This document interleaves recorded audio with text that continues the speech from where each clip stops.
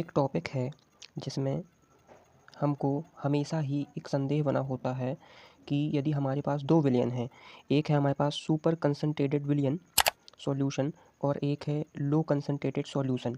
यदि हम उन दोनों सॉल्यूशन को, उन दो विलयनों को एक पात्र में रख दें और उनके बीच में एक दीवार के रूप में सेमी परमियम मेम्ब्रेन अर्धपारगम्य झिल्ली लगा दें SPM, तो क्या होगा?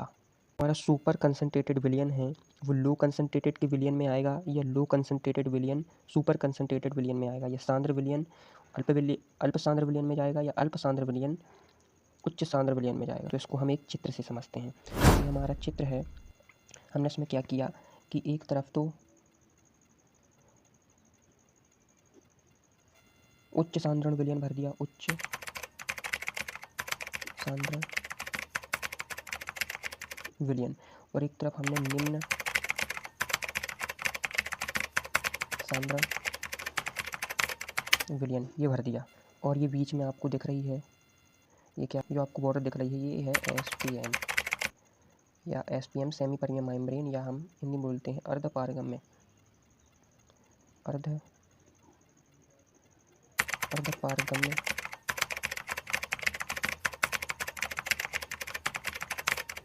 अर्धपारगम्य झिल्ली। तो ये क्या करती है कि जो हमारे पास कोई विलयन है, ठीक है, उसमें कोई विलयन है तो उससे विलायक के कण को जाने देती है और विलेय के कण को रोक लेती है, ठीक है। तो हमारे पास इधर पे दो विलयन है, एक उच्च सांद्रण विलयन है, एक निम्न सांद्रण विलयन है। तो ये उधर जाएगा कि वो इधर आएगा, क्योंकि अब एक साम्य स्थापित होगा। जो ये पूरा विलयन है ना, एक साम्य में आएगा, यानी उच्च है ये निम्न है, तो ये दोनों मिलकर एक सा विलयन बनेगा। तो किस प्रकार से बनेगा, ये उधर जाएगा कि ये इधर जाएगा? तो इसको हम एक सरल तरीके से समझते हैं। देखिए, यदि हमारी एक जो किसमिस है वह भी एक सेमी परमियम मेम्ब्रेन की तरह कार्य करती है। जैसे यदि हम यहाँ पे एक किसमिस का चित्र बना दें ऐसे,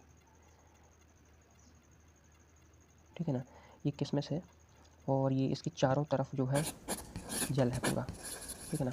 हमने जल में किसमिस को डुबोया हुआ है, ठीक है, बहुत सारा जल है, अथाह, मतलब आप थोड़ा सा जल मत मानिए, बहुत सारा जल है, ठीक है, कुछ ऐसा सीन है, ठीक है।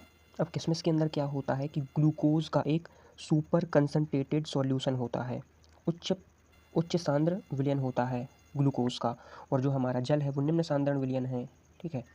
तो मुद्दा ये है कि जल इसके अंदर जाएगा या फिर जो इसके अंदर उच्च सांद्रण में ग्लूकोज है वो इससे बाहर आएगा, क्या होगा, ये है बात, ठीक है। क्योंकि हमें इस पूरे की जो ये है, इसकी पूरे की कंसिस्टेंसी जो है बराबर करनी है, ठीक है।